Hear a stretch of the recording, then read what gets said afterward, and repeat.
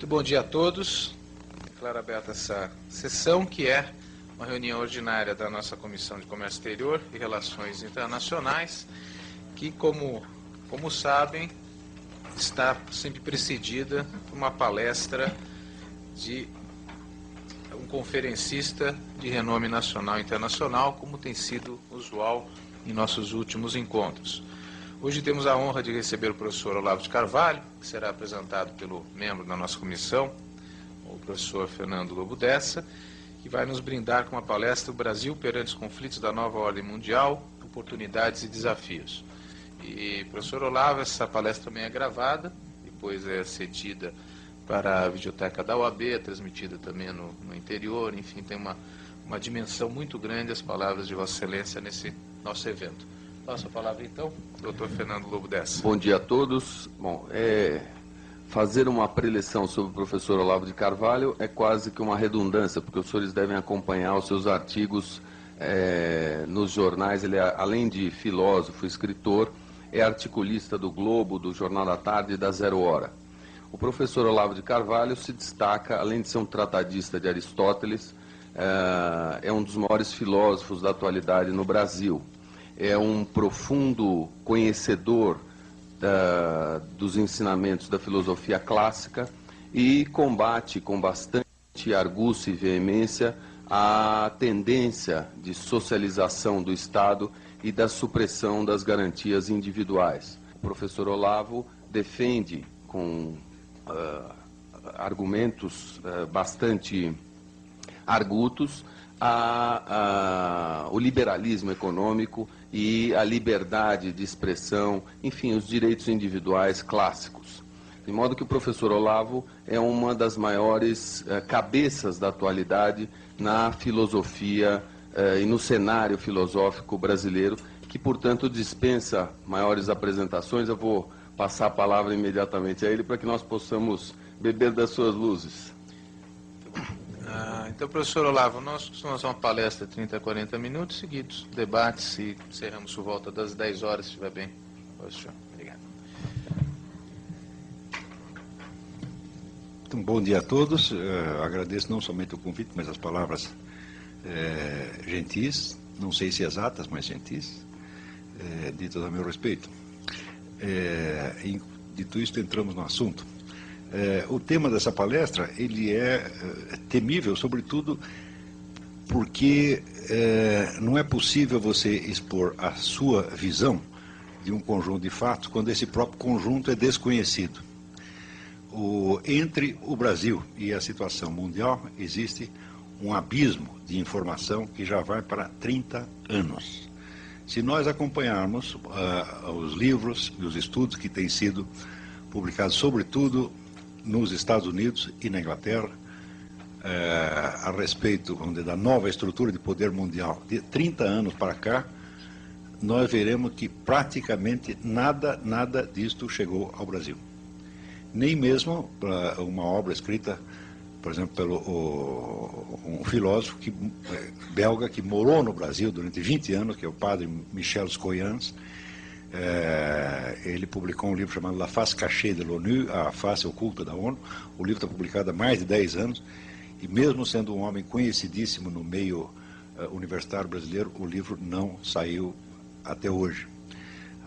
Para aqueles que se interessarem, eu posso depois fornecer por e-mail, eu lhes dou o número do meu o endereço eletrônico, para lhes dar algumas indicações de livros com os quais nós podemos começar a tampar este buraco. Você vê que em todo o âmbito das ciências humanas, o documento escrito, ele corresponde exatamente àquilo que é, nas ciências da natureza, os dados sensíveis, a observação dos dados sensíveis. Isso quer dizer, aquilo que não deixa documento, não deixa registro escrito de maneira alguma, não é estudável, não é acessível a inteligência humana passado algum tempo. Só o que nos resta são os documentos escritos. Então, a condição inicial, a condição número 1, número 0, para qualquer debate a respeito, é que você tenha, vamos dizer, o total acesso aos documentos. A cada semana, eu fico mais impressionado de ver como acontecimentos absolutamente fundamentais, essenciais para a compreensão do estado de coisas no mundo, não chegam ao conhecimento do Brasil nem pela mídia, nem mesmo pelo establishment universitário. Então, eu não sei realmente a que é devido isso, e também não interessa sondar as causas desta opinião, desta situação. Nós temos que aproveitar o nosso tempinho aqui para tentar preencher alguns pontos disso aí. Mas, se você observar a opinião, vamos dizer, a visão dominante na mídia e nas classes letradas brasileiras hoje, nós estamos acreditando piamente no tal do mundo unipolar. Quer dizer, existe uma grande potência que, quando a outra terminou, se tornou o poder dominante. E, ao mesmo tempo, ninguém pergunta, mas se tem um mundo unipolar, como é que tem tantos conflitos e tantas guerras assim? Né? Cadê no mundo onde existe duas expressões, é o mundo unipolar e pensamento único. No mundo onde você tem um poder unipolar e impera um pensamento único, de como é que as pessoas conseguem brigar tanto? Esta pergunta deveria surgir quase que instintivamente, mas ela jamais surge. Se nós, para começar a investigar a coisa, nada melhor do que ver o que se passa dentro do tal do poder unipolar. Quer dizer, supondo-se que os Estados Unidos sejam hoje a única grande potência, então é evidente que aquilo que se passa lá dentro nos dará uma imagem mais aproximada do esquema de poder no mundo. A presente eleição americana, ela mostra, vamos dizer, um divisor de águas que até hoje não foi muito bem, não foi nada compreendido no Brasil. A que correspondem exatamente essas duas figuras, vamos dizer, que não são simetricamente correspondentes de seus respectivos partidos, que são George Bush e Kerry?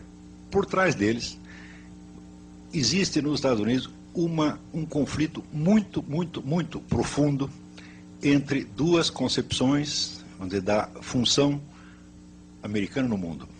Quando nós lemos o nosso noticiário, nós temos a impressão de que a ala do Bush representa a ala imperialista que quer dominar o mundo e que o seu opositor, o John Kerry, é o indivíduo que pretende colocar um freio no imperialismo e deixar que as nações pequenas se autodefinam. Muito bem, só brasileiro acredita nisto. Não há ninguém no mundo que seja burro o suficiente para acreditar numa coisa desta. Por quê? Porque a sustentação do apoio a John Kerry e ao Bush, ela se define da seguinte maneira. Kerry está diretamente ligado, vamos dizer, a todas as grandes organizações que têm algo a ver com o poder global. Fundação Rockefeller, Fundação Ford, Fundação MacArthur, etc, etc. Aquilo tudo que nos Estados Unidos se chama o establishment. O establishment é, vamos dizer, um nome de um conjunto mais ou menos de 200 grandes empresas ou 300 grandes famílias que sempre estiveram, vamos dizer, mais ou menos no poder nos Estados Unidos, e da qual você pode captar algo do pensamento dessa turma através da revista Foreign Affairs, que é a revista do Conselho de Relações Exteriores, tá certo? Se vocês estudarem a história do establishment, ele é exatamente o contrário do que se pensa dele no Brasil. Tudo que no Brasil se imagina como establishment, o establishment seria o topo do capitalismo, né? O comando geral do imperialismo yankee, e seria o suprassumo da direita internacional. Quando você vai rastrear a história do establishment, você verá que, desde o começo do século XX, em todas as eleições americanas, eles sempre apoiaram o candidato de tendência mais estatizante e socialista. Sempre, sempre e sempre. Qualquer sujeito que chegue lá com história de liberalizar a economia, ou com valores conservadores clássicos, nunca foi apoiado, com exceção do Reagan. O Reagan foi o único que apoiaram o candidato de tendência mais estatizante e socialista. Sempre, sempre e sempre. Qualquer sujeito que chegue lá com história de liberalizar a economia, ou com valores conservadores clássicos, nunca foi apoiado, com exceção do Reagan. O Reagan foi o único sujeito que conseguiu, vamos dizer, furar esta barreira. Por que o establishment é sempre vamos dizer, estatizante e mais ou menos socialista. Para entender isso, é preciso investigar um mecanismo que é gerado pelo próprio capitalismo e que funciona assim. O sujeito, dentro da economia de mercado, ele prospera e enriquece de tal maneira, que quando chega a um ponto, vamos dizer, ele percebe que ele não tem mais motivos para continuar submetido às oscilações do mercado. O mercado que o produziu, daí para dentro, se torna uma ameaça para ele. Então é preciso, vamos dizer, cair fora das leis de mercado para garantir a permanência da grande fortuna pelas gerações seguintes. O indivíduo, então, entra com um tipo de consideração que já não é capitalista, mas que é de ordem dinástica. Ou seja, já não se contenta em ser um grande capitalista, mas quer ser um dinasta, alguém que vai garantir o poder para a família por 2, 3, 10 ou infinitas gerações. Então, a partir desse momento, a abordagem que essas pessoas fazem da sociedade já não corresponde a uma perspectiva capitalista, mas a uma perspectiva de tipo aristocrático. É um poder de tipo aristocrático. Tá certo? O qual, por definição, independe da economia. O poder aristocrático, se você vê qual é a origem dele na Europa, a aristocracia europeia ela se forma no campo da guerra. São as pessoas que conseguiram organizar, vamos dizer, a resistência às invasões bárbaras e que com isso adquirem um poder, uma liderança e são premiadas pela comunidade com terras, dinheiro, etc, etc. Então, esta casta aristocrática ela aparece como um poder de ordem exclusivamente político-militar, nunca econômico. Quando vocês leem, o poder da aristocracia se basear na propriedade feudal, você pode dizer que está falando com analfabeto. Tá certo? Ao contrário, a economia feudal, ela é produzida, quer dizer, como um efeito da constituição da casta aristocrática, mas assim leva muito tempo. Quer dizer, para você entender como é que funciona isso, existe uma cena do Salammbô de Flaubert que resume muito bem isso. São dois soldados conversando ali das guerras contra Cartago. E um diz assim, olha, quando esta droga terminar, eu vou para cá, vou comprar uma fazenda, tá certo? E vou plantar e vou enriquecer. Né? Eu vou comprar um arado e vou plantar e vou enriquecer. E o outro puxa a espada e diz, eu não preciso de arado nenhum, está aqui o meu arado. Então, esta é a diferença entre o poder aristocrático e o poder econômico. Tá certo? O poder aristocrático ele se forma pelo seu, não pelo poder, vamos dizer, pela força do dinheiro, mas pelo poder de matar. É um poder essencialmente militar, que aos poucos, vamos dizer, se converte num poder político. Ele independe, tá certo, da economia pelo simples fato de que o pobre armado é sempre mais poderoso do que o rico desarmado. Tá certo? Com qualquer assalto de rua, você vê quem é que representa ali o poder econômico. É a vítima. Não é isso? Hoje em dia, o brasileiro é muito dinheirista, ele acredita só em dinheiro. Fala, olha, dinheiro funciona, mas tem uma coisa que funciona mais. Tá certo? Um 38 encostado na sua cabeça funciona enormemente mais. Então,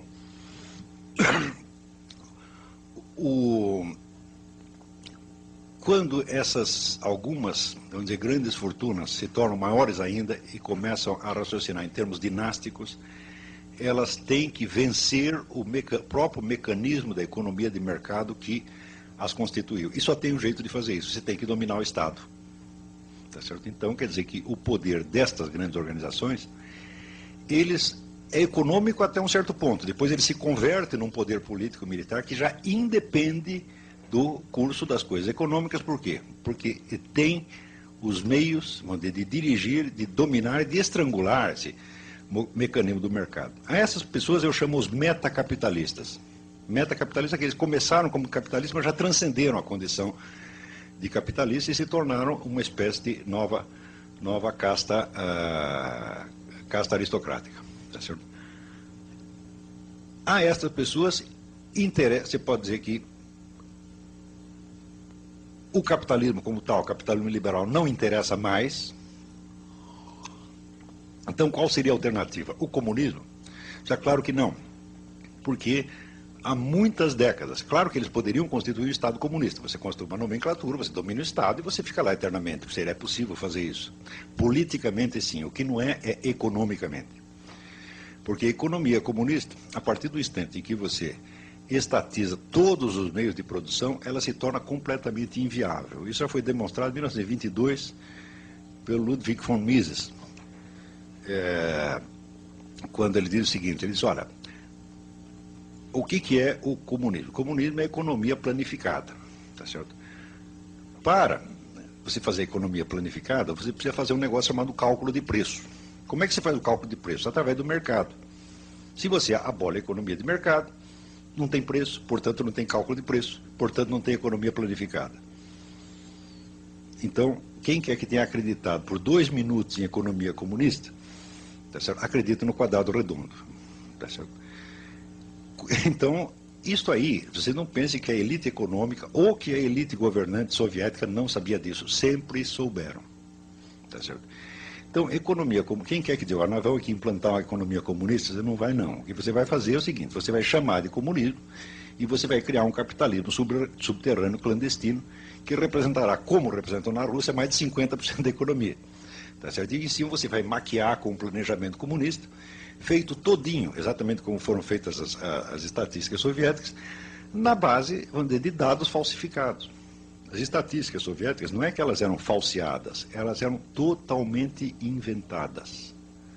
Não havia lugar no mundo onde o governo ignorasse tão majestosamente a realidade da economia do que na União Soviética. Tá certo? Quer dizer, aquele que parecia ser a economia mais dirigida do mundo era a economia mais anárquica do mundo. Como é que você vê isso? Vocês já repararam como no dia seguinte da queda do comunismo apareceram milionários russos?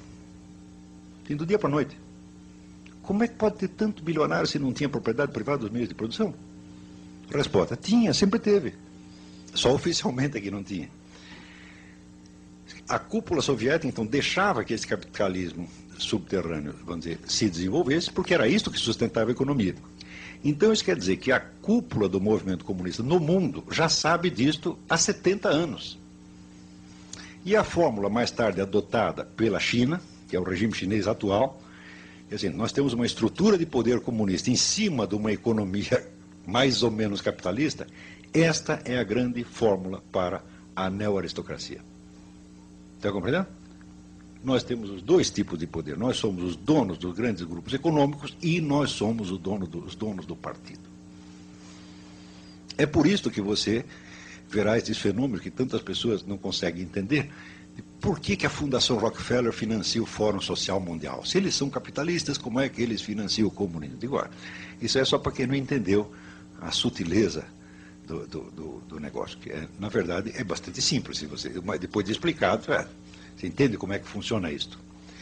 Eles podem fomentar a política socialista no mundo inteiro porque eles sabem perfeitamente que a tal da economia comunista nunca chegará a ser implantada, ela sempre ficará no meio. O socialismo meia bomba. E no socialismo meia bomba, quem ganha? Eles mesmos. Está entendendo? Então, é que só basta você fundar assim, Partido Nacional Socialista dos Trabalhadores do Rio Grande do Sul. Né? Vai lá, pede dinheiro para a Fundação Rockefeller, eles vão te dar. Agora, se você disser, não, nós queremos aqui uma fundação de ideais conservadores, judaico-cristãos, etc. Ah, não, esse não pode. Por quê? Porque isso aí periga, né, de representar um problema sério para eles. A única coisa que eles temem realmente é o império das leis de mercado. Eles querem o mercado, mas o mercado deles, evidentemente. Então, é o meio mercado. É meio mercado e meio socialismo. Eu digo, perfeito, esta é a síntese, este é o regime chinês. Está compreendendo? Então, se você estudar a história do establishment, tá certo? Assim, empresa por empresa, pessoa por pessoa, ideia por ideia, que não nas grandes generalizações sociológicas, mas rastreasse um por um o que foi que o sujeito disse, você verá, por exemplo, que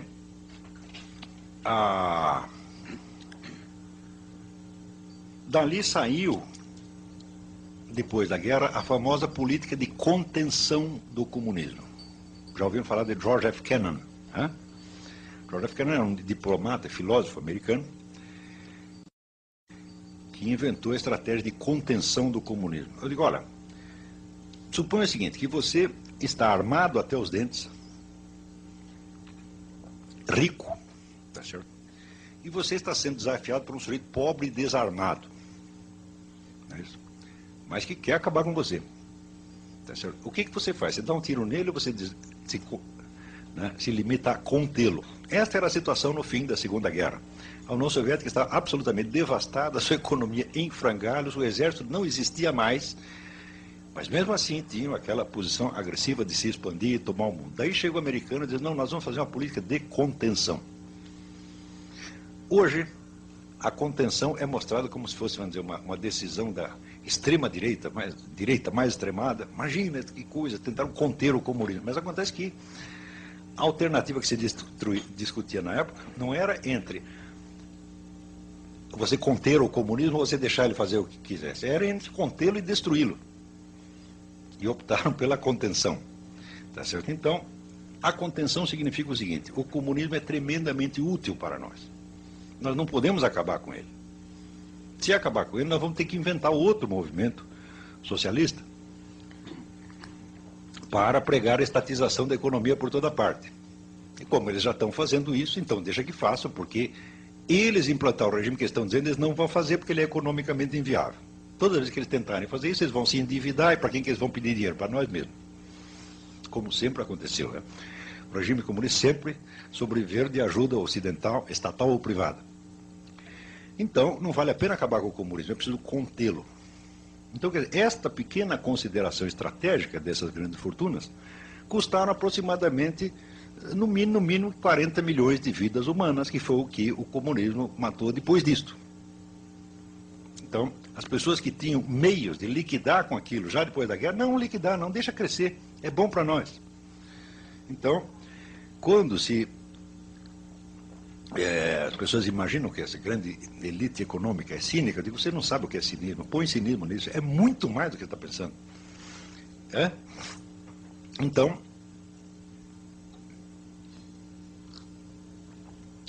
você pode ter certeza que hoje todos os movimentos comunistas, revolucionários, ONGs, direitos humanos, igualitarismos, etc., todos são financiados por eles só por causa disso.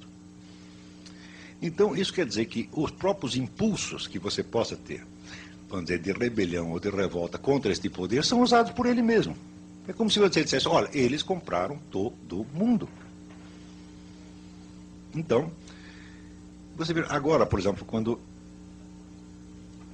o presente governo começa a estudar assim, a chamada privatização da Amazônia. Vamos entregar a Amazônia à administração de ONGs internacionais. Eu sempre disse isso, como eu estou informado do assunto, eu sempre disse, olha, vocês querem saber o que é entreguismo? Espero o PT chegar no poder. Tudo que você diz de entreguismo que houve daqui vai ser fichinha. Eles vão tomar e vão entregar tudo no dia seguinte. Vocês, como? Mas eles são esquerdistas, anti-americanos, anti-imperialistas, etc, etc. Eu digo, tudo conversa mole, não é assim que as coisas funcionam. Por quê? Porque o grande imperialismo que existe hoje não é o imperialismo propriamente americano, é o imperialismo global, tá certo? Que alia o establishment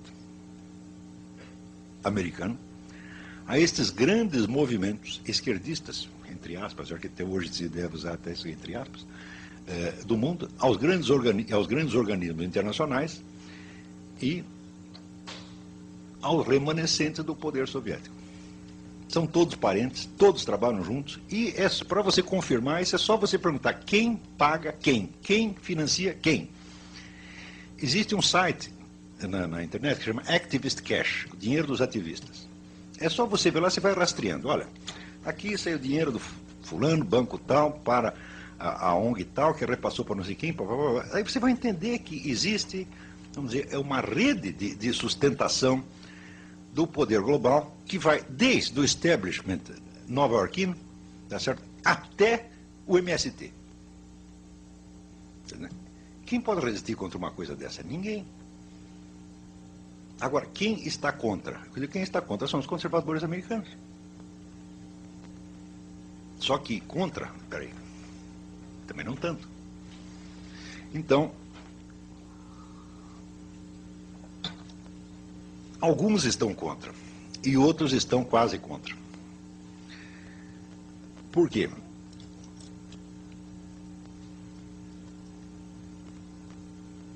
A sociedade americana, o grande segredo do sucesso dela é o que está explicado no livro do Alexis de Tocqueville, A Democracia na América, onde eles, olha, eles aqui conseguiram fazer uma coisa extraordinária, que é uma síntese de economia liberal com moral tradicional judaico-cristã. Só lá tem isto, mais lugar nenhum.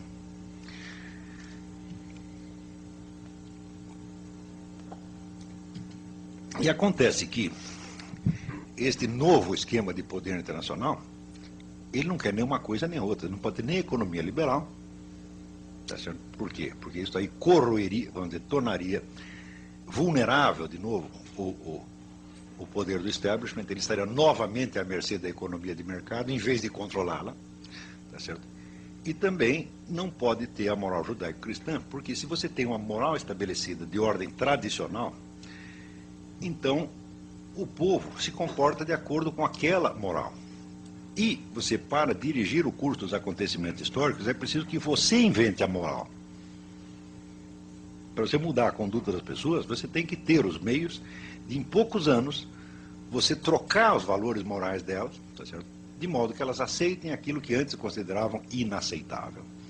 Então, quando você vai ver toda a grande revolução dos costumes morais que tem no mundo, é o movimento gay, é isso, é aquilo, da onde sai a grana? Dali mesmo. Não porque eles estejam muito interessados em gays, etc. Claro que não. O que importa não é o conteúdo destes movimentos. O conteúdo é só para contentar os militantes. O que importa é o efeito real, o efeito objetivo que essas coisas têm na sociedade.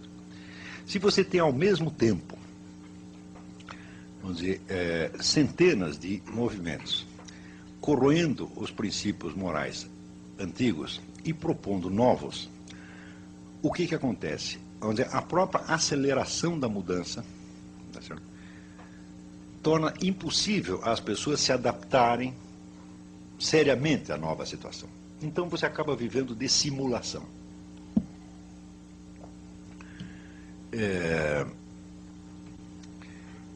E na hora que você começa a viver de simulação, você perdeu consistência como ser humano. Você não é mais senhor das suas decisões. Você é uma pessoa inteiramente vulnerável à influência de fora. Para você ver a rapidez com que as pessoas mudam de opinião, tá certo? Assim, do dia para a noite, só porque a mídia disse isto, disse aquilo, vocês experimentem ver o que se passa na área médica.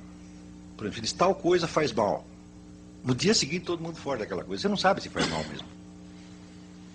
Então, esta área, estas campanhas médicas que alertam contra isso ou aquilo, elas são, por exemplo, uma espécie de laboratório de controle social. Você pode dizer, hoje, o prazo que o establishment necessita para mudar as atitudes da humanidade inteira sobre o que quer que seja é de aproximadamente 3 meses. Tamanho, vamos dizer, o poder que isto concentrou nas mãos. E aquelas correntes, organizações que você acredita, que elas mesmas acreditam estar fazendo oposição a isso, acreditam que são os anti-imperialistas, são financiados pela mesma central. Tá certo? Ora, nos Estados Unidos, um certo grupo de pessoas intelectuais conservadores há 50 anos começou a perceber esta coisa. E falou, peraí, nós não queremos isso. Nós queremos viver no antigo sistema americano. Nós queremos a moral judaico-cristã, queremos as liberdades individuais, tampouco nos lixando para isso. Quanto à posição americana no mundo, nós nos contentamos em ser a nação mais rica, mais poderosa, mais culta, etc, etc. Nós não queremos inventar não queremos ter que administrar o mundo inteiro. Tá certo?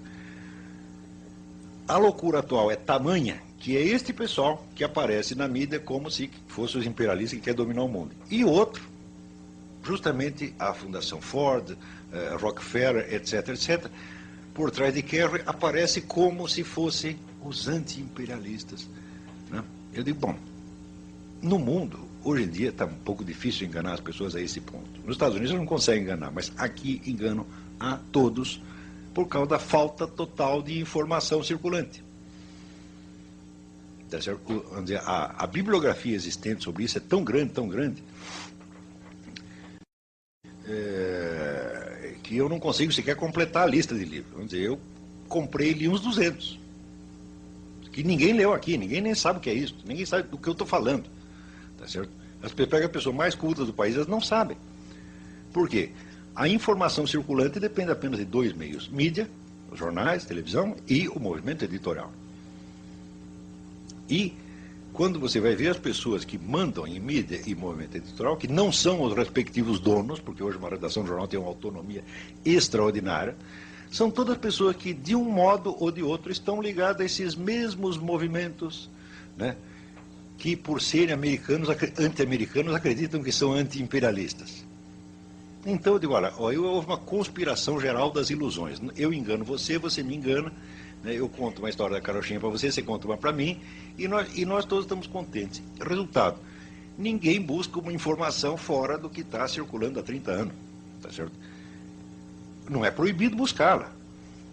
Você pode perfeitamente, né, importar os livros, observar o site da internet, mas acontece que, pela média, ninguém se lembra de fazer isso. Quando você começa a fazer isso, você descobre que as coisas não eram exatamente do jeito que você imaginava, você fica muito confuso, porque você estava imaginando, qual é a visão antiga? Existe aqui o imperialismo, o capitalismo, que está aliado a, vamos dizer, imperialismo, que está aliado a valores conservadores, etc, etc, e por outro lado existe, vamos dizer, o socialismo, que está aliado ao nacionalismo, ao anti-imperialismo, etc, etc. De repente, toda a sua cabeça fica bagunçada. Quando você percebe que os estereótipos que você está usando não correspondem à distribuição real dos papéis dos agentes efetivos. Quando você vê que,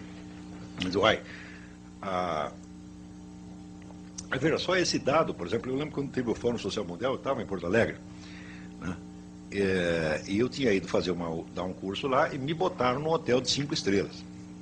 Tá certo? E de repente o hotel de 5 estrelas estava cheio de pés rapados. Tem um monte de carne, MST, sem terra, quer dizer, vocês sem terra num hotel de 5 estrelas. Eu digo, como é possível uma coisa dessa? Eu, do meu bolso, não poderia pagar esse hotel. Eu só estou aqui porque me chamaram por um dia para dar uma conferência. Como é que eles conseguiram aí? Quem pagou isso? Quando você vai ver da onde sai a grana, é Fundação Ford, Fundação Rockefeller, etc, etc. Fala, pera um pouquinho. Uma das boas maneiras de você saber qual é o sentido do que o sujeito está fazendo é saber de onde vem o dinheiro dele. Não é isso? Porque ninguém vai pagar para você fazer o contrário do que ele quer. Isso aí, você pagaria? Não é isso? Então, hoje em dia nós continuamos raciocinando e tentando escrever a situação internacional nos termos dos estereótipos dos anos 50. Tipo assim, o petróleo é nosso, né? A Amazônia é nossa. Eu digo, por exemplo, você quer defender a Amazônia contra quem? Contra o imperialismo yankee. Eu digo, mas você faça a lista das ONGs que estão lá, não tem nenhuma americana, pô. É belga, é alemã, e são todas, vamos dizer, reconhecidas pela ONU. Existe uma ONG que pode pedir registro na ONU, de maneira que ela passe a integrar o esquema da ONU. Tá certo? E todas as ONGs que estão lá são desse tipo. Então, claro que tem algumas que, vamos dizer, tem indivíduos e até grupos americanos que financiam, mas não tem nada a ver com o governo americano. O esquema está na ONU e não no governo americano. O governo americano esqueceu da América Latina há 20 anos. Ele não está fazendo absolutamente nada aqui. Vamos dizer, para disfarçar a tremenda penetração desse novo poder internacional, o pessoal fica gritando contra o imperialismo americano e acredita, por exemplo, que o imperialismo americano vai atuar através da ALCA. Eu digo, mas como pode ser através da ALCA se o tratado a ser discutido na ALCA não está nem escrito ainda, não houve proposta nenhuma? Como é que você pode dizer que uma proposta é escorchante se ela não foi feita? E se a redação da proposta incumbirá também a você? Né? É a mesma coisa assim, você quer fazer um negócio comigo? Vamos sentar e conversar. Você está querendo me roubar, esse é proposta leonina. Eu falo, mas eu não fiz nenhuma, pô. Então, a ALCA não existe, tá certo? E, se ela existir, se ela vier a existir, Então, a quem ela favorecerá? Supondo-se que haja um negócio leonino, a estes mesmos grupos. Estes mesmos que subsidiam o MST, etc. É sempre a mesma coisa. Então, é o seguinte, olha, eu acredito mesmo que existe um mundo unipolar, mas não está nos Estados Unidos. Embora uma boa parte de seus componentes sejam americanos mesmo. Para você ver como a gente enxerga as coisas invertido nesse país, faça uma análise do que aconteceu na Colômbia. A toda hora você vê aí circulando protestos contra, vamos dizer, a ingerência americana na Colômbia, o imperialismo americano que está lá para sufocar os pobres narco-guerrilheiros que são heróis da liberdade, etc. Vocês nunca viram isso? Todo mundo diz isso. O Plano Colômbia, uma ingerência imperialista. Como é que funcionou o Plano Colômbia? O Plano Colômbia do governo Clinton foi formulado na seguinte base: nós, americanos, nós damos toda a assistência ao governo colombiano para que combata o narcotráfico com uma condição: não toque na guerrilha. Resultado, todos os cartéis vieram abaixo. E ficou tudo para quem? Para a Farc. Graças ao Plano Colômbia, a Farc se tornou, vamos dizer, o maior poder militar latino-americano com um orçamento superior ao de todas as forças armadas latino-americanas somadas. Você vai dizer, mas que burrada do governo Clinton. Eu digo, você acha que o governo Clinton é mesmo burro a ponto de fazer uma coisa dessa? Se você ajuda a combater todos os delinquentes menos um, o que acontece com esse um? Ele se torna o único, né? Ou seja, isto é claro que foi intencional.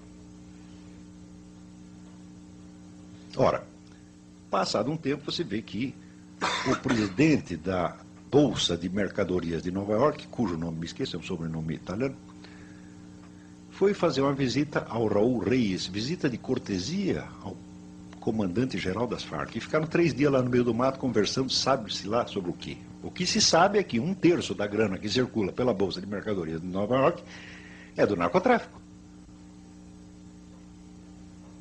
Então, você vê, o pessoal de fora fica achando assim, não, o imperialismo americano está sufocando, né, a pobre guerrilha. Eu digo, não está sufocando nada, está ajudando. Mas, vamos dizer, os estereótipos de que existe aqui o nacionalismo de esquerda contra o imperialismo americano ainda continua na cabeça de todo mundo. Ou seja, nós somos como um ator que, assim, que, olha, esse sujeito aqui está representando o Hamlet, você faz um baita de sucesso no Hamlet, aí acaba a temporada do Hamlet e chamam você para representar o Otelo, tá certo? E você chega lá no Otelo e continua, ser ou não ser, essa é a questão, etc. Você está a peça anterior está completamente deslocado da nova situação. Eu não digo que entenda perfeitamente a nova situação, não, também não entendo. Isso aí é muito complexo, é muito abrangente demais. Isso não é coisa para uma cabeça humana, isso é coisa para alguns milhares de cabeças humanas tentando pensar, tá certo? E, infelizmente, eu só tenho a minha. E pode ter certeza que ninguém está me ajudando a entender isso. Ao contrário, ninguém parece que quer entender. Na mídia, pelo menos, não querem.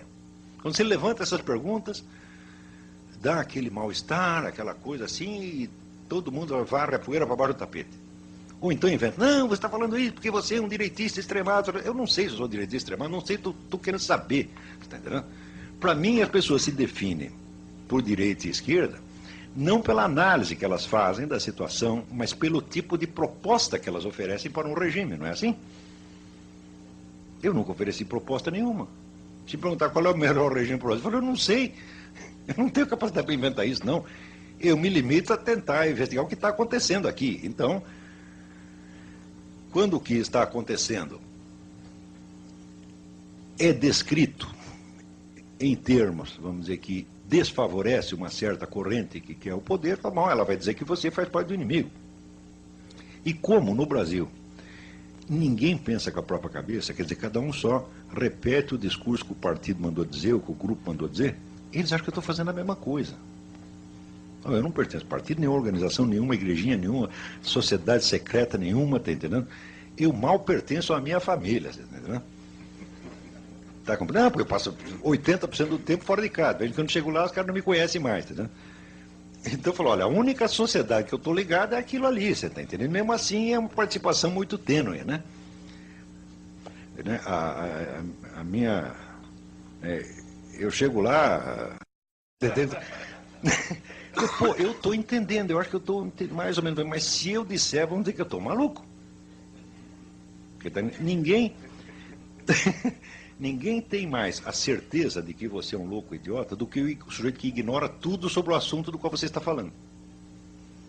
Não é isso? Quanto mais ignorante, tá certo? Mais ele vai estranhar o que você está dizendo. E daí o que você está dizendo vai parecer muito esquisito, então evidentemente o louco é você. Então isso quer dizer que no Brasil, na situação presente, a única força infalível, tá certo, em favor de um argumento é a total ignorância do assunto. Quanto mais ignorante, mais autoridade você vai ter. Tá certo? Por quê? Como o assunto é totalmente desconhecido por todo mundo, quem quer que tenha estudado o assunto dirá coisas esquisitas. Não é isso? Vamos dizer, para o caipira tudo é esquisito. Não é isso? Ele chega lá numa cidadezinha no interior, tudo que você falar da cidade grande, para ele vai parecer esquisito. Então, aqui nós estamos mais ou menos nessa situação. A quantidade de informações que estão faltantes para a gente poder entender, para poder mapear a situação da nova ordem mundial, é enorme, é inabarcável. E eu mesmo comecei muito tarde. Eu comecei a colecionar livros sobre isso, vai fazer o quê? Uns 8 ou 10 anos. Eu devia ter começado 20 anos antes. Quer dizer, quando eu vejo vamos dizer, a profundidade, a seriedade das discussões que tem nos Estados Unidos, quer dizer, a consciência que as pessoas têm da complexidade da situação e dos perigos da situação lá há mais de 20 ou 30 anos, e eu vejo, pô, eu estou chegando agora, o pau está comendo aí, e no Brasil todo mundo está pensando que a briga é outra. Né? Então, a sensação de estar realmente, sabe, num hospício é muito grande. Eu tenho essa sensação o tempo todo. Eu lembro do filme O Dr. Mabuse, do Fritz Lang.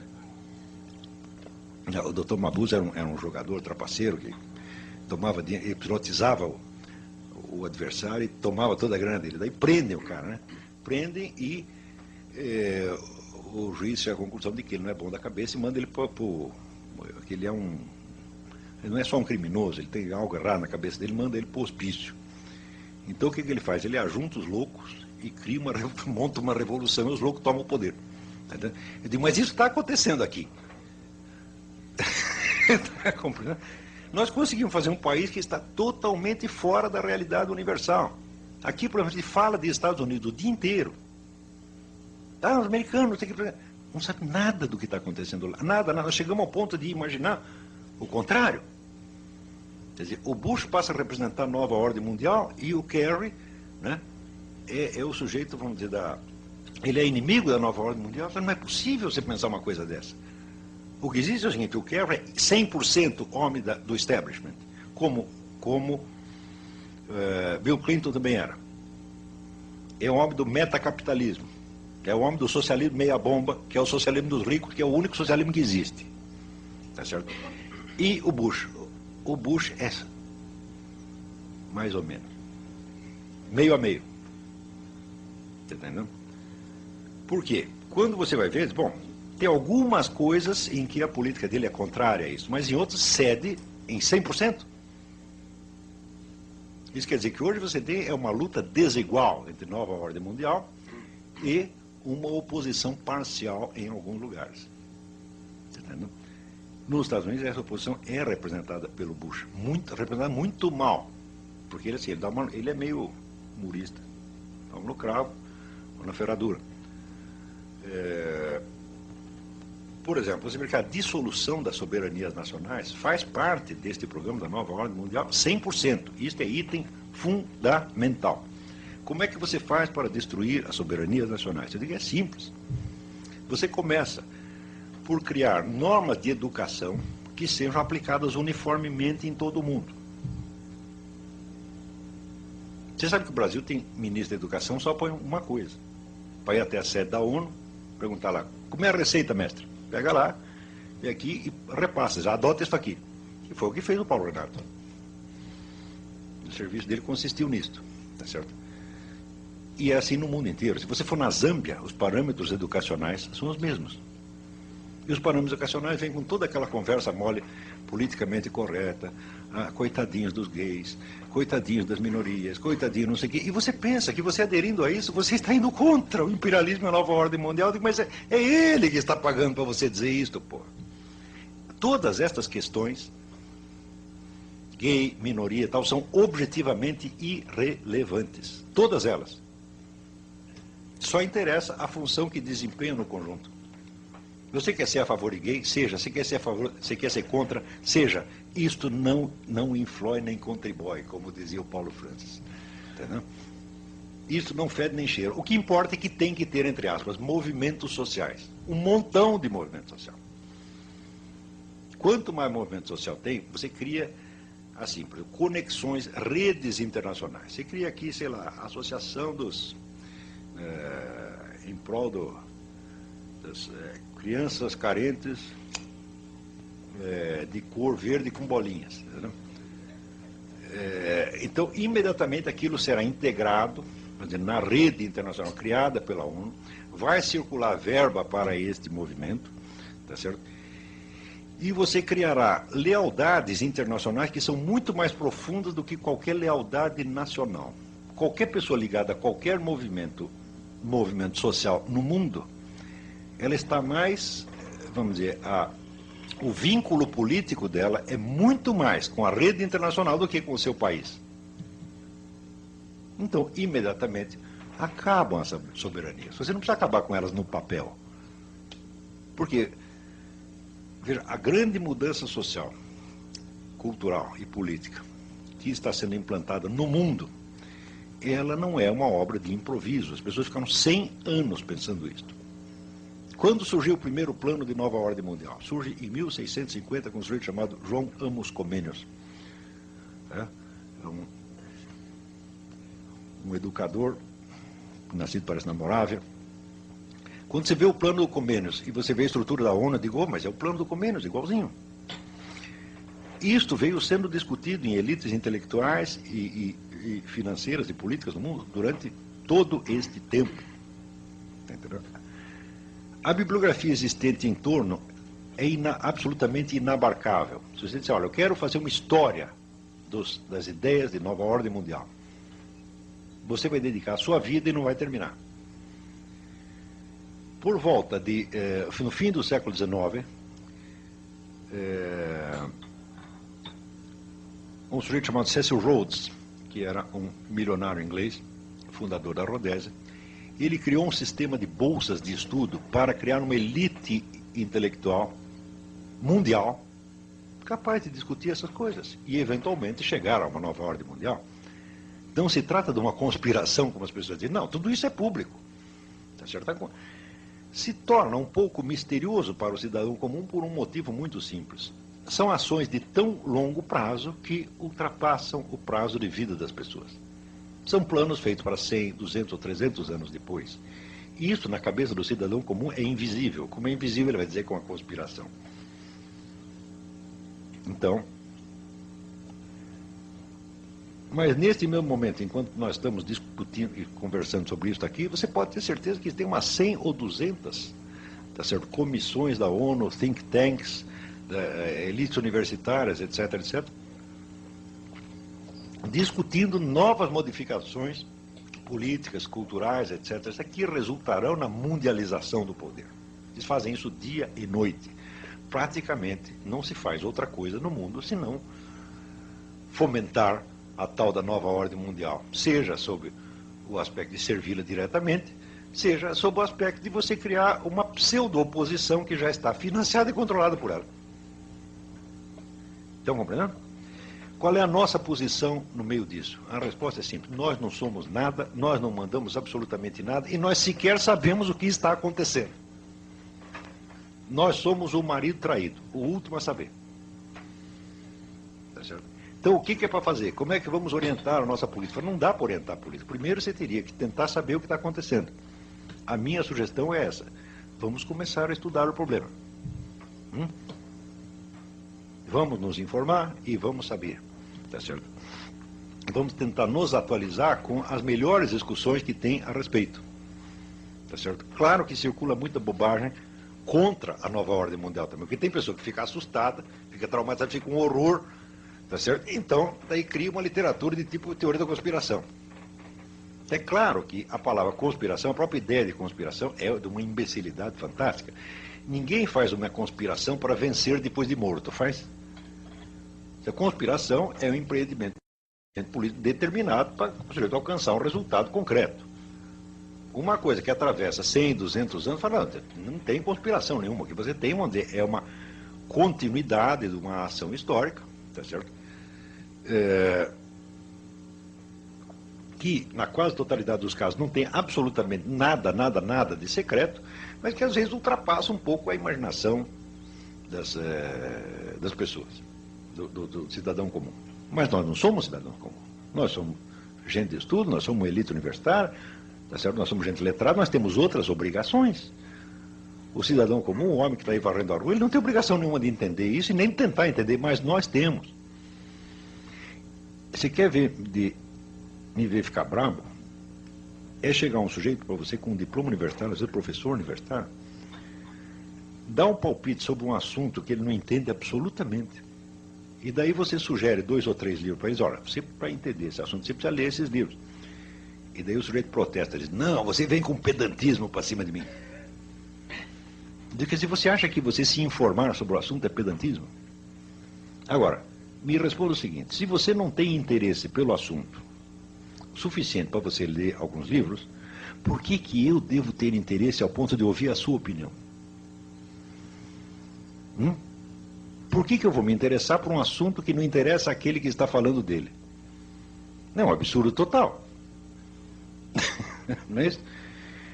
Ademais, vamos dizer, os livros, em assuntos das ciências humanas, os livros não são, vamos dizer, um pedantismo, uma erudição que você colocou em cima. Eles são o documento. Eles são a matéria-prima da discussão. Documento escrito é tudo, é 100%, é tudo o que nós temos. Como é que um juiz vai julgar um processo? Ele vai se transportar, vamos dizer, telepaticamente e retroagir, tipo Exterminador do Futuro, retroage ao passado para ele lá, né, assistir o crime. Então ele não pode fazer nada disso, ele depende de um negócio que chama os autos. O que é os autos? Papel. Papel escrito. Tudo nas ciências humanas é assim, porra. Então eu digo, olha, o material para nós discutirmos o assunto são tais livros, tais trabalhos publicados em tem 3 coisas, você tem livros, você tem trabalhos publicados na revista científica e você tem documentos originais. Você tem que ter tudo isso na mão. A hora que você juntou o conjunto da documentação, bom, então eu dominei as informações básicas, agora vamos começar a pensar em cima. Tá certo? Mas o sujeito já está pensando sem nada disso. Daí você quer dar os documentos, não quero. Você já pensou, o juiz que já jogou o processo, daí você chega com os autos e fala, que excelência. Não quero. Isso é pedantismo. Eu juro para você que eu até hoje não participei de uma discussão pública em que não tivesse alguém dizendo isso, ou todos. Já assim, já tem pessoa que chegou a romper relações comigo por causa disso. Diz, olha, meu filho, a bibliografia básica, a informação básica sobre esse assunto que eu estou falando, são tais livros. Eles consistem em matéria-prima. Você lê isso, você se informa, e daí você cria a sua opinião, e daí vamos discutir. Mas por enquanto não, nem começou. Você está entendendo? Daí a pessoa recusa. Não, isso é pedantismo, você quer me impor, você quer bancar a autoridade. Eu não estou entendendo o que você está querendo dizer. Para mim, prepotência, autoridade, é o contrário. Você não precisa dos documentos, você já jogou. Eu tenho apenas um cérebro humano, para entender alguma coisa, negócio, eu primeiro preciso me informar, dá um trabalho miserável, em grande parte dos casos eu não entendo coisa nenhuma do que estou estudando, leva anos para você entender alguma coisa. Mas você não, meu filho, você já sacou tudo, já sabe, tá certo? Já jogou. Se nós continuarmos fazendo isto com relação a essa nova ordem internacional, o Brasil não chegará a 2010 como país soberano. Não chega mesmo. Para desfazer essa coisa aqui, é muito mais fácil do que vocês imaginam. Porque se entregar mesmo a administração da Amazônia para essas ONGs, quem vai protestar? Ninguém pode protestar. Porque toda a oposição, entre aspas, nacionalista, entre aspas, nacionalista, esquerdista, anti-imperialista, está vinculada a essas mesmas ONGs. Está entendendo? Então, justamente aquelas pessoas que estão sempre preocupadas em defender a soberania nacional, essas mesmo vão ficar quietas.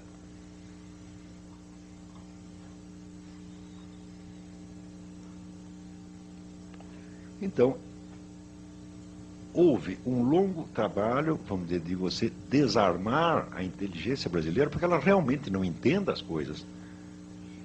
E na hora que a situação está bem confusa, aí você dá o passo, então aqui, entregamos a administração para as ONGs. Não vai haver condição de você articular uma oposição a isso, porque as pessoas não estão nem entendendo. Como é que nós vamos fazer oposição se eles estão entregando para os índios, e se a gente estava lutando em favor dos índios? Então, o que é comprometer a pessoa? Está todo mundo com o rabo preso numa coisa ou na outra. Não com o rabo preso financeiramente, por corrupção, não, mas pela concepção e pelos valores que tem defendido.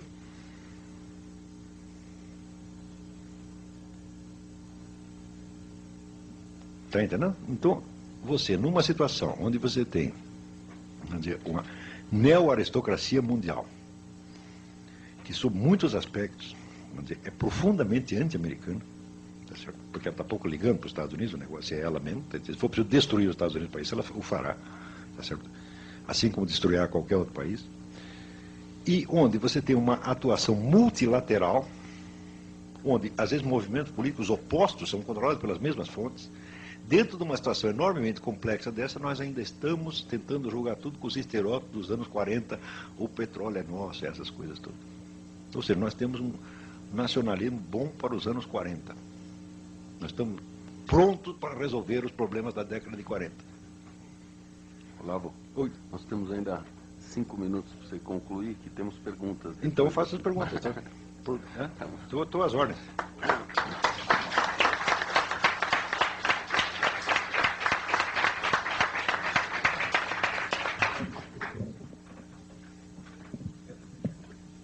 Agradecemos a brilhante exposição do professor Olavo de Carvalho, que nos demonstrou muito o sentido do que é filosofar, né? O que esquecer, do que é o perguntar o núcleo, procurar identificar o problema, sem talvez conseguir ter a percepção da solução. E talvez somente nenhum de nós o possa ter e possa abarcar, enfim, todas essas modificações na estrutura mundial. Modificações essas que Vossa Excelência também demonstrou que não são modificações, quer dizer, no fundo, nós trabalhamos sempre também com o sentido egoístico do ser humano, e se o ser humano detém o poder, seja o poder das armas, seja o poder do dinheiro, ou se nós unimos o poder da arma e do dinheiro, é evidente que vamos dizer, o espectro de influência social no mundo é tremendo. Também é fato que a erosão dos valores morais e sociais da sociedade também culminam por ser instrumento de manipulação. A ignorância, obviamente, interessa na manutenção do status quo, na manutenção do poder. Eu me recordo de detalhes curiosos, né? Quer dizer, a gente podia pegar um monte de exemplos disso. Eu me recordo quando eu tinha meus 16 anos, mais ou menos, se tentou introduzir o preservativo, a camisinha, como um meio de método anticoncepcional.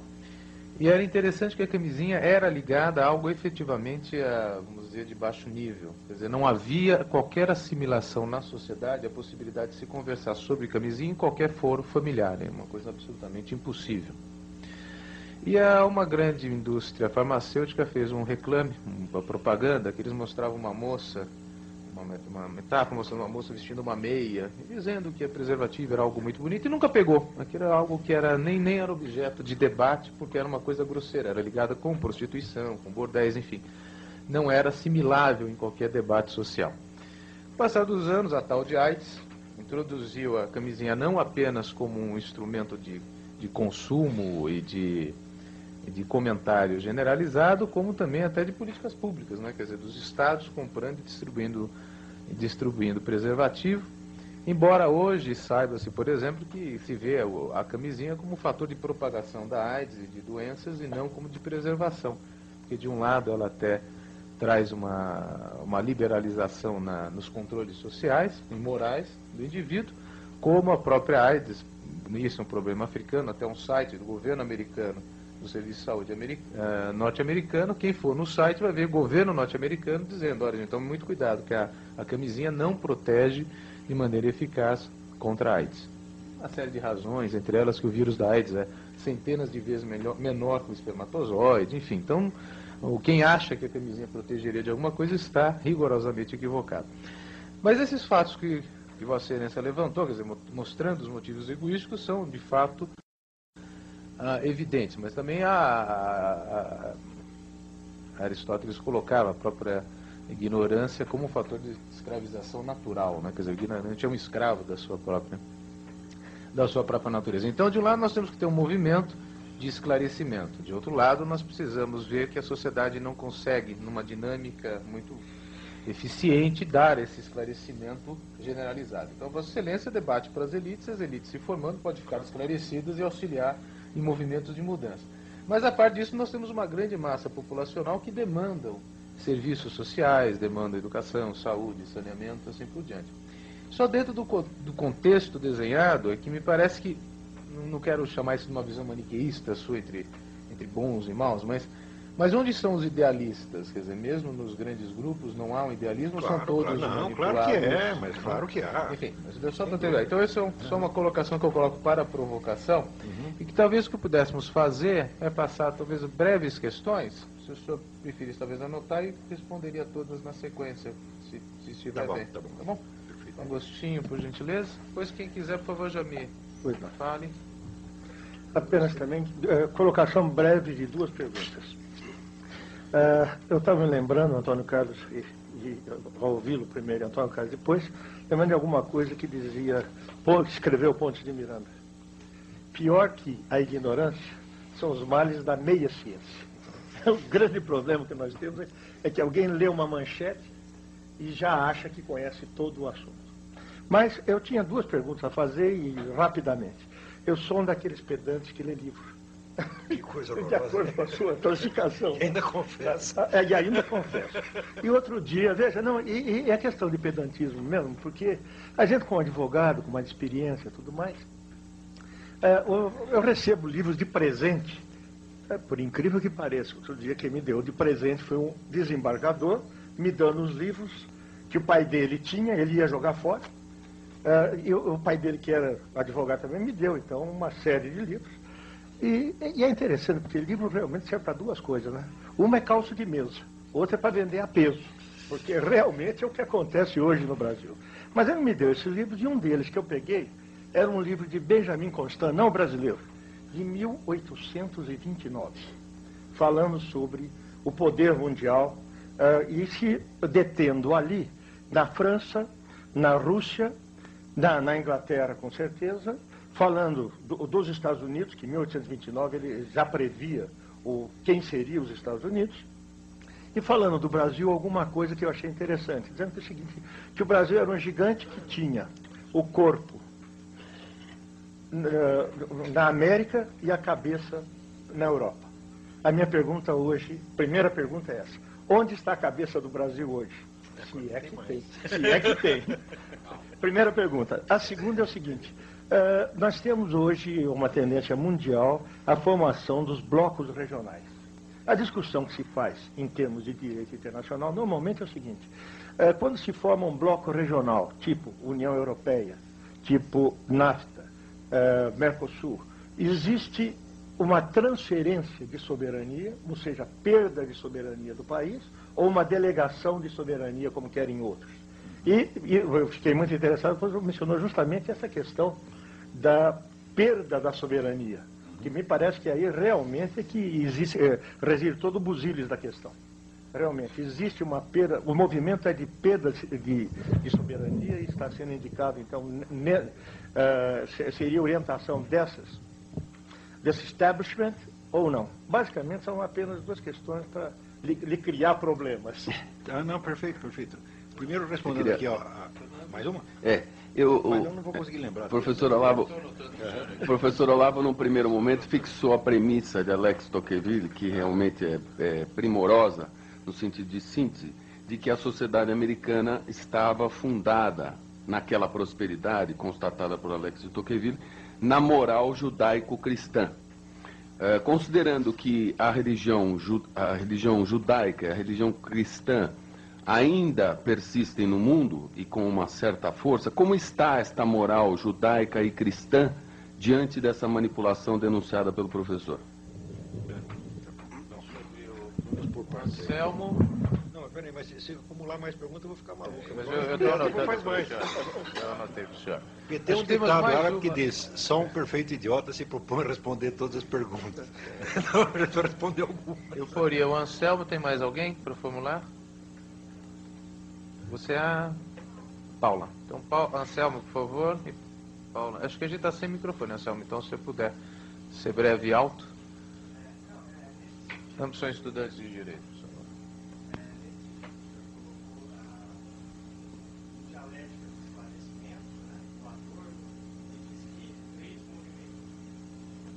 Adorno, então, em Dialética do Esclarecimento, basicamente coloca que o capitalismo, então, controla a vida do ser humano, seja pela guerra deliberada ou pela guerra amenizada, que seria a indústria cultural, e ainda pela filantropia.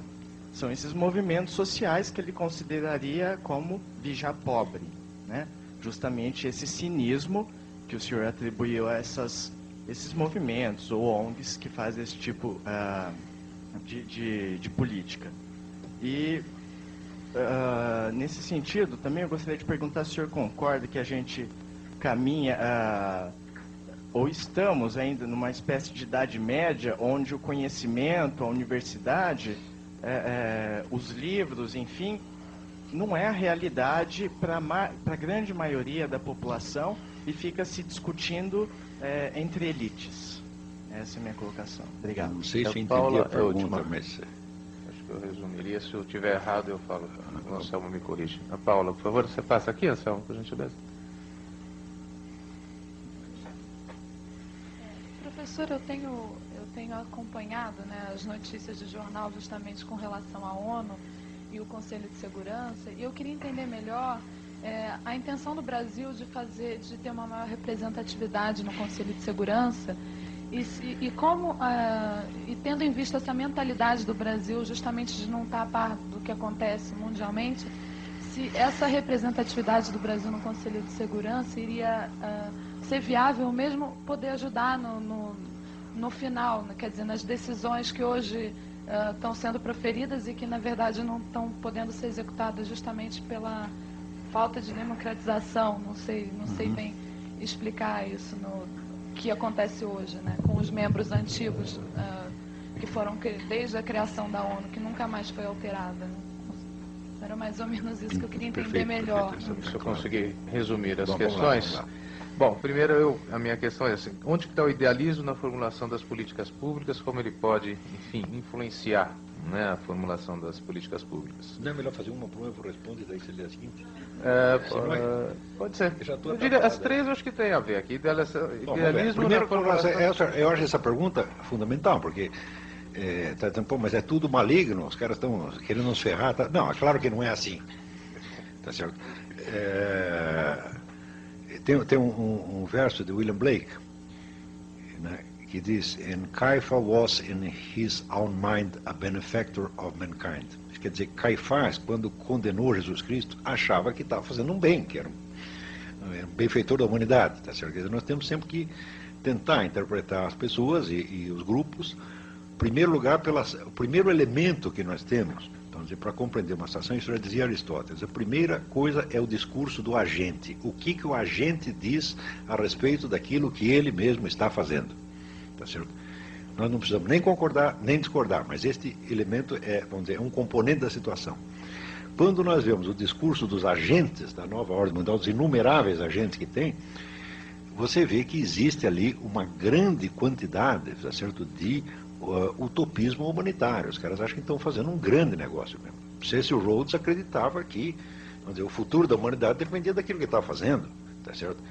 Então, eles podem estar totalmente enganados, mas nós não podemos dizer, não, esse pessoal só está agindo por interesses malignos, tá certo? Não, a coisa realmente não é assim, A coisa pode ser objetivamente maligna, embora não sendo subjetivamente. O sujeito pode estar assentado numa visão falseada da realidade e pode, sobretudo, ele estar agindo, vamos dizer, num âmbito, numa dimensão, num horizonte que é muito maior do que ele mesmo compreende. Então, como diz, o sapateiro subiu além das chinelas. Tá certo? E é justamente por esta pretensão, vamos dizer, abusiva, que se torna maligno. Quando você vê, se você estudar a história de Adolf Hitler, você verá em Hitler uma coisa muito peculiar. Ele não era um sujeito inculto. Ele sabia páginas e páginas de Nietzsche e Schopenhauer de cor. Sabia, vamos dizer, as óperas de Wagner de cor e tal, mas tinha uma coisa característica: ele só tinha cultura alemã. Ele nunca na vida tinha lido um único livro estrangeiro. Não é uma coisa estranha? Aqui existe um personagem caricato, que é assim que é o Policarpo Quaresma. Tudo que é estrangeiro, Policarpo Quaresma não lia. E existe um sujeito que fez a caricatura de si mesmo, um escritor francês chamado Paul Léotot, tá certo, que era um nacionalista francês, e perguntaram para ele se ele tinha lido a Bíblia. Ele disse: eu não leio livros que não foram escritos em francês. Então, como é que um tipo assim, vamos dizer, profunda, totalmente provinciano na sua cultura, ao mesmo tempo ele tem planos de escala mundial? Não é esquisito? Pelo menos o Policarpo Quaresma queria reformar só o Brasil. Mas Hitler, só sabendo da Alemanha, queria reformar o mundo. Não é normal isto. É totalmente esquisito, desproporcional. Este problema, vamos dizer, do incapaz, que tem um poder infinitamente superior ao seu horizonte de consciência, é um fenômeno da modernidade. Porque os meios de poder aumentaram muito. E eles podem concentrar facilmente na mão de incapazes. Então, admitamos a hipótese: na cabeça dele, Hitler era um benfeitor da humanidade. Só que é o seguinte: ele não sabe o que é humanidade, ele não sabe o que é o bem, tá entendendo? Ele está no mundo da lua e querendo nos impor aquela, vamos dizer, aquela visãozinha desse tamanho que ele tem. Ele quer nos vestir aquela camisa de força. Você está entendendo? Então, vamos dizer, não podemos julgar as pessoas nem pelo seu idealismo e nem pela sua má intenção. O problema não é este. Você não precisa de má intenção para você fazer um estrago extraordinário. Basta você estar lidando com coisas que estão acima da sua capacidade.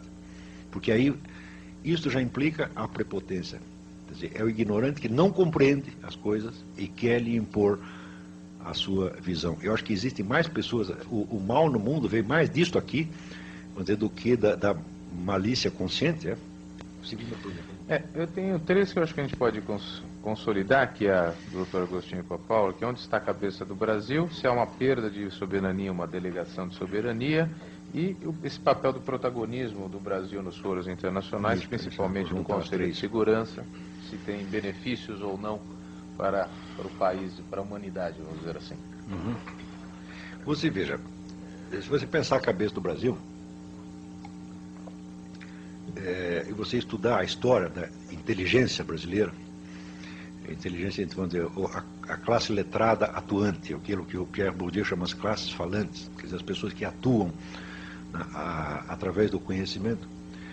Se você pegar a elite letrada do tempo do Império, tá certo? Ela era de nível internacional.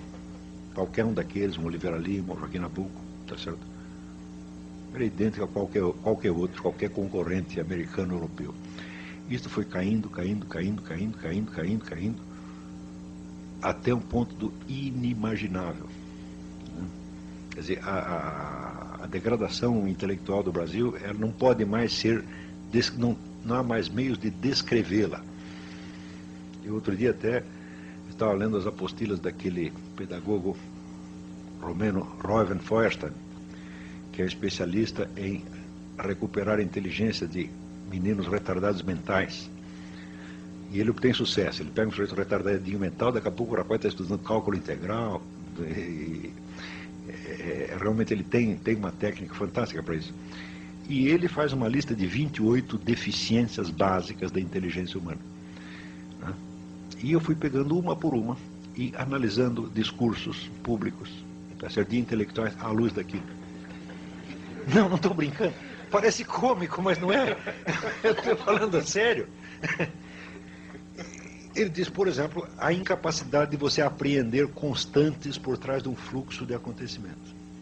Isso no Brasil é quase obrigatório.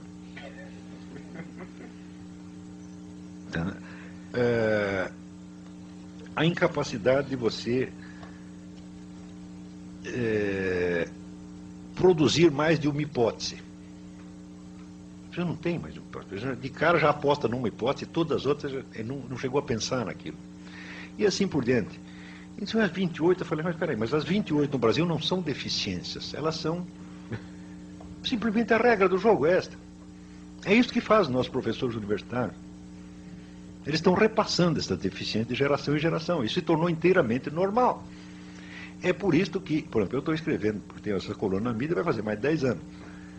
Eu nunca disse alguma coisa, tá certo, que não fosse respondida com outra completamente diferente. Nunca tocaram no assunto. Nunca. Se eu digo, essa semana, por exemplo, eu estava reclamando, o movimento gay está fazendo um assédio judicial contra o Dom Eugênio Salles. Ela junta 1.000, 2.000, 10.000 pessoas, todo mundo mete processo nele. Eu digo, pô, mas isso aí é uma sacanagem, uma prepotência. O que me responderam? Homofobia. Espera aí. Quer dizer que se juntasse, digamos, 1.000 religiosos para fazer um assédio judicial contra um gay, seria mais decente? É isso que você está querendo dizer? Ou seja, eu não estou discutindo nada de negócio de homossexual, estou falando desse procedimento judicial. Não dá para focar nisso aqui, a pessoa logo muda de assunto. Isto é 100% assim. Nunca houve uma única discussão de alguma coisa que eu dissesse, um único artigo meu, que versasse sobre o mesmo assunto do artigo. Nunca. Então isso já se tornou normal. Então esse é um caso para o Dr. Feuerstein, não para mim. Então, bom, só para você... Isto, quando foi parar a cabeça brasileira, eu digo, olha, é assim uma espécie de buraco de tatu, está lá dentro. Nós metemos a cabeça embaixo da terra, cobrimos, tampamos e não queremos saber de coisa nenhuma. Na medida que você faz isso, o que acontece? Você não entende a situação, você não consegue elaborá-la intelectualmente, então você se torna um cara impulsivo, você fica com os nervos à flor da pele, e você se sente o tempo todo ofendido, perseguido, magoado, desprezado, humilhado, tá certo? E você começa a protestar. Então, o que se faz no Brasil é só expressão, vamos dizer, de emoções baixas. Inveja, rancor, suspeita, paranoia, o tempo todo. Então, assim, nós estamos o país está muito doente. Mas muito doente. Eu acho assim, um país onde, você vê, eu sempre fui respondido, sempre, como se eu fosse um representante de uma organização ultradireitista que está com propostas políticas, etc. Eu digo, mas peraí, mas eu não sou isso, porra. Eu não sou, nunca fui, não sou capaz de conceber que eu seja, não sou capaz de conceber eu falando em nome de quem quer que seja, a não ser do meu mesmo. Então, se monta em toda a discussão uma situação fictícia. Você está entendendo? Quer dizer, bom, não tem direita nenhuma falando, nós precisamos de uma direita, de um partido, uma organização de direita riquíssima e perigosa. Quem tem aí na mão? Tem esse tal do Olavo de Carvalho, fica sendo ele. Eu digo, mas isso é muito louco, porra. Aquele negócio, vamos parar de palhaçada? Não pode parar. Então, isso quer dizer que o teatro brasileiro, nós seguimos tanto com esse fingimento, que agora não podemos mais voltar mais atrás. Isso daí eu tenho um amigo meu que era um gênio da psicologia clínica, ele dizia, neurose é uma mentira esquecida na qual você ainda acredita. Então, aí o Brasil já neurotizou. Nós estamos incapazes de pensar. A nossa única chance é parar para examinar as coisas como são. Ora, no Conselho de Segurança. Bom, um lugar no Conselho de Segurança, nós queremos um quarto melhor no hospício, é isso? Não tem nada que fazer na ONU, pô. Não tem nem que estar lá. Ela só nos faz mal. O problema da nossa previdência vem da ONU, o problema da nossa educação vem da ONU, o problema da nossa saúde vem da ONU, o problema vamos dizer, do banditismo vem da ONU. Tudo. Quer dizer, a ONU vem nos ensinar a resolver nossos problemas.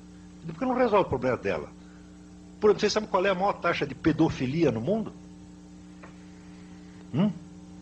Os assistentes sociais da ONU.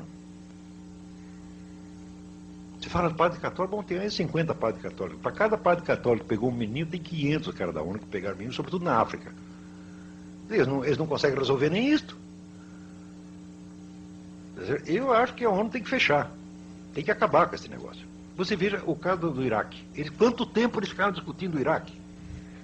O total de vítimas, de presos políticos mortos no Iraque, parece que é 300 mil. Mais ou menos isso. Se não for 300, 250, alguma coisa assim. Você divide isso aí pelo tempo que o Saddam Hussein governou aquele negócio. Dá 30 pessoas por dia. Quer dizer, cada novo dia de discussões, mais 30, e mais 30, e mais 30, e mais 30. De repente chega uma hora que o Bush diz, perdi a paciência, agora eu vou lá e invado. Muito bem, morreu 3 mil pessoas. Total, que morreu é 3 mil, 4 mil. Eu digo, bom, se você prosseguisse a discussão por mais 3 meses, ia morrer mais ainda. Então, todas essas pessoas que morreram durante o tempo que a ONU ficou discutindo, não precisariam ter morrido. Então, falaram, foi certo invadir o Iraque? Eu, no começo, eu achava errado. Na hora que abriram as covas e começou a aparecer cadáver, falaram, claro que foi certo, tem que parar essa porcaria já. Você não pode reconhecer a soberania do... A soberania é isso, o cara vai matar a sua própria população o tempo todo, sem parar. Então, não interessa se foi guerra de petróleo, esse negócio acabou e já era para ter acabado há muito tempo. Tá certo? Então, eu sinceramente não sei qual é a vantagem de estar na ONU. Tem as duas perguntas finais aqui. E a pergunta dele sobre o negócio do Anselmo, que se eu entendi a pergunta, Anselmo entende que também que os livros podem ser instrumento de manipulação, seria isso. O próprio livro não ser um instrumento de libertação, mas de manipulação, talvez em síntese. Bom, manipulação do conhecimento.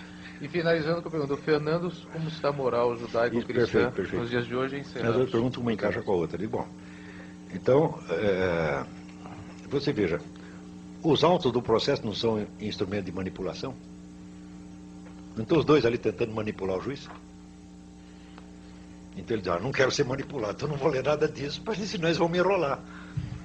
Mas é claro que, veja, todo e qualquer discurso, sobre o que quer que seja, ele tem que ser interpretado primeiro como discurso do agente.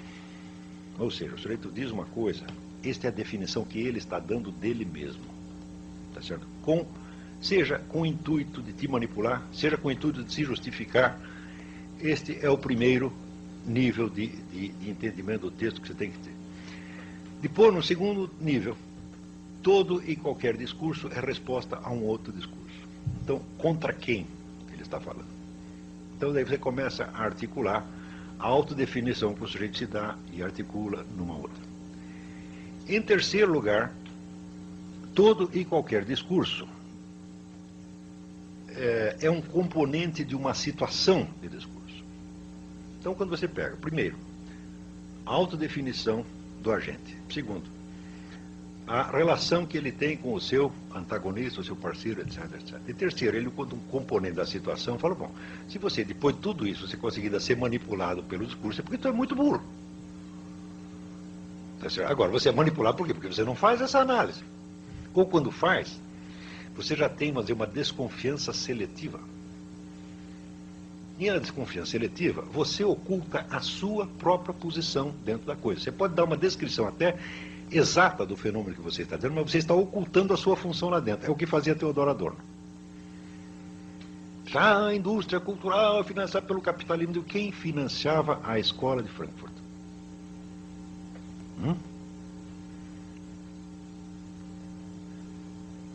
Estas mesmíssimas forças que eu estou me referindo. Então, se o teu dinheiro vem de lá, tá certo? É porque, não porque você esteja servindo necessariamente a interesses escusos, não é disso que eu estou falando. Mas você tem uma articulação no conjunto. Se você pega a indústria cultural, o Brasil está cheio de livros sobre a indústria cultural. Todas analisam a indústria cultural como um instrumento de dominação capitalista. Sim? Não é assim? 100%? Deu muito bem. Você pega a estrutura do capitalismo e pega a indústria cultural e coloca uma dentro da outra. Só que você está esquecendo um terceiro elemento. Qual a composição sociológica, né, das pessoas que fazem a indústria cultural? Sociológica, ideológica, etc, etc.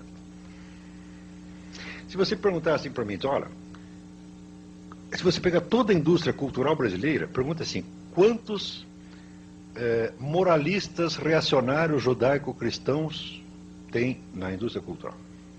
Resposta, nenhum.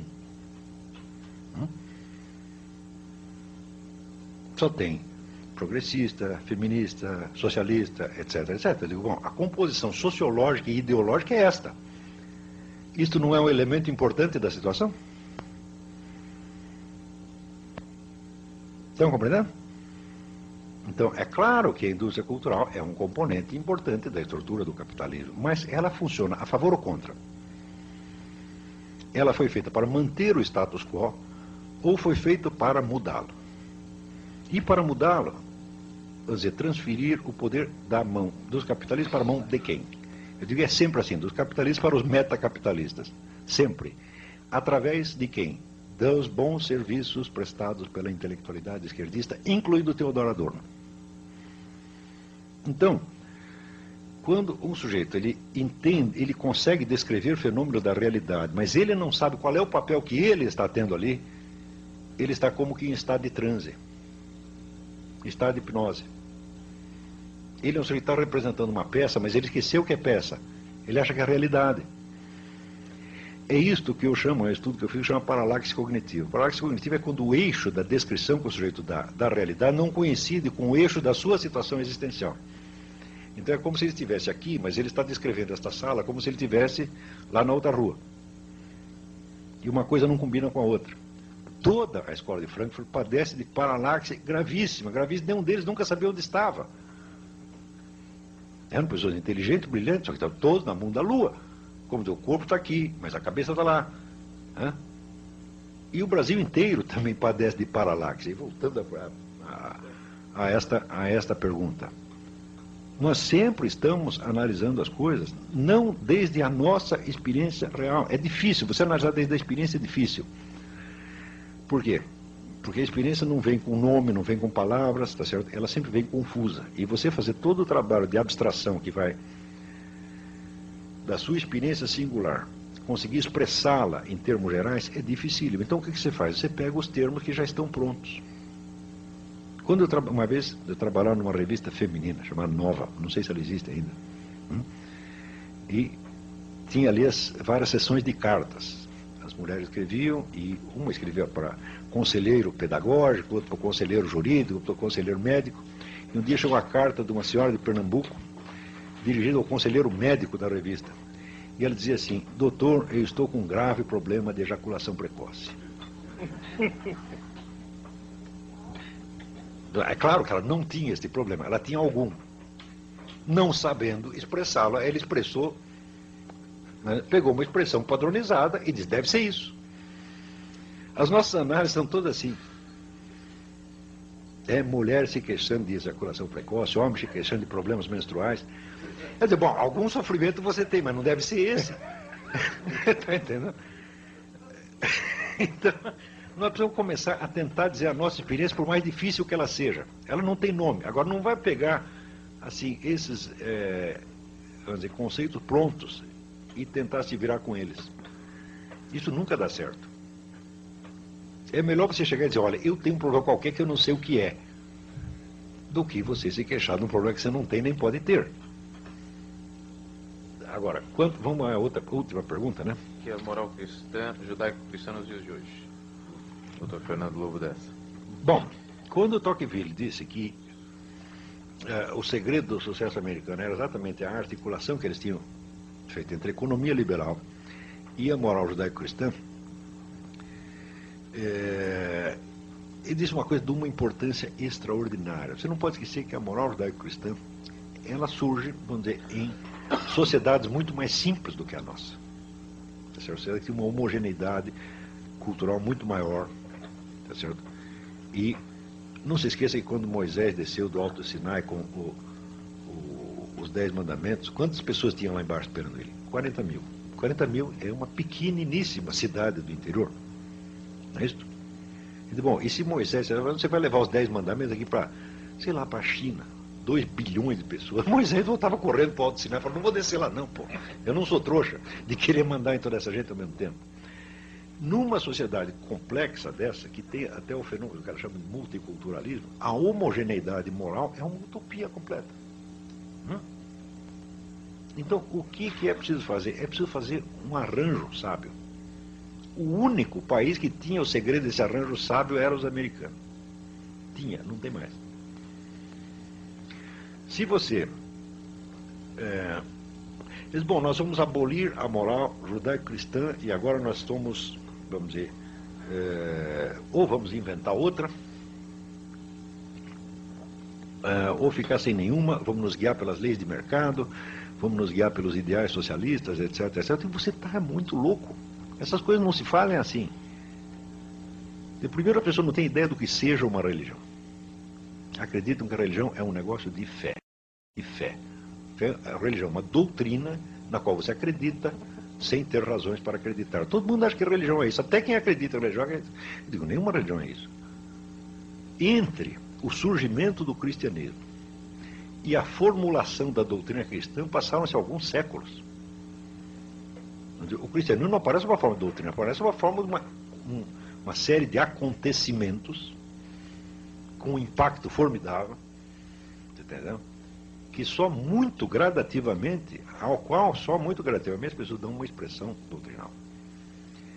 Ou você consegue imaginar, pelo menos vivenciar imaginativamente esses acontecimentos, para você, vamos dizer, conseguir de algum modo penetrar na atmosfera originária daquela religião, ou você nunca vai saber o que é a religião. Se você pegar o que é o judaísmo, é um conjunto de crenças, digo, não, é a história real do povo judeu ao longo dos milênios, conservada na memória coletiva. Ou você consegue conceber isso, ou você nunca vai saber o que é judaísmo. Agora, todo mundo discute religião acreditando que é um formulário de crenças prontinho, no qual ou você acredita ou não acredita. Que estupidez é essa? As religiões são o único elemento criador de civilização. Não tem outro, não existiu, nem vai existir outro jamais. Se as pessoas acham que elas podem inventar uma civilização em laboratório, eu digo, elas vão produzir monstros. E ora, se você pensar, há 200 anos nós temos feito isso. Nós temos inventado sociedades que são monstros. O que é a sociedade, a maravilhosa sociedade liberal da Revolução Francesa, né? Nós vamos libertar a humanidade da opressão. Daí assim, em 3 meses você mata mais gente do que a Inquisição Espanhola tinha matado em 4 séculos. E daí, não, isso aí está errado, nós temos que inventar outra. Não, fazer o socialista. Tá certo? Porque esses caras eram os burgueses vendidos. Chega o socialismo e mata 1000 vezes mais gente. E daí aparece, não, o socialismo está errado, porque se fizer o socialismo internacional tem que ser o socialismo nacional. O nazismo mata mais ainda. Mas quando é que vai parar esse negócio, porra? Essa história de achar que você pode inventar um mundo, isto tem que parar. Entendeu? Qualquer sujeito que diz, eu tenho aqui a propósito do mundo melhor, eu já me escondo embaixo da cama. Está entendendo? E os caras estão inventando, já inventaram o mundo da democracia francesa, o mundo do socialismo, do nacional-socialismo, etc. Agora estão com a nova ordem mundial. Se fosse possível, vamos dizer, lançar um programa, o meu programa é inteiramente negativo. Eu falo, olha, mundo melhor não, de jeito nenhum. Vamos tentar entender isso mais ou menos como está. E quanto menos você mexer, nesse sentido, eu posso dizer, eu sou um conservador. Conservador você tem medo de mexer nas coisas para não piorar. E em medicina você tem 2 orientações, são a orientação radical e a orientação conservadora. Radical o que quer? Não, vamos operar lá, cortar esse negócio. E tem orientação conservadora. Espera aí, vamos ver direitinho. Bom, eu decididamente estou nessa. Por quê? Porque eu não tenho nenhum plano de mundo melhor e eu já vi todos os planos de mundo melhor, todos, sem exceção, sempre terminaram em genocídio. Então, se for para terminar com vamos dizer, um apelo, é isso, fujam do mundo melhor. Tá, obrigado.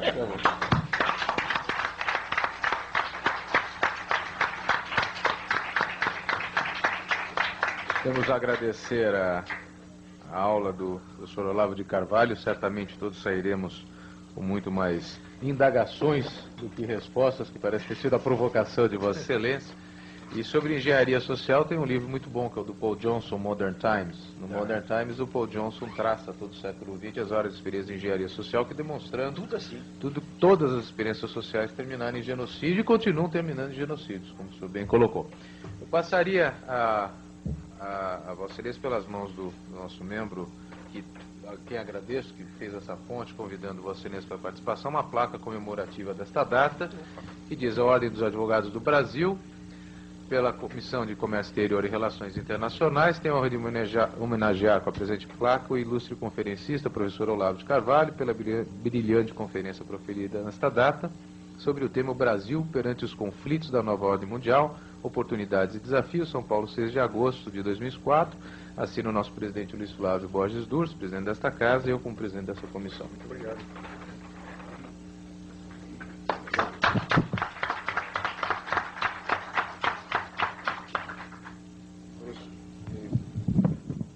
Professor Olavo, essa casa fica aberta a Vossa Excelência. Nós vamos ter a continuidade agora da nossa reunião. Pediria que o nosso vice-presidente, o Dr. Fernando, acompanhasse o nosso conferencista. Muito obrigado.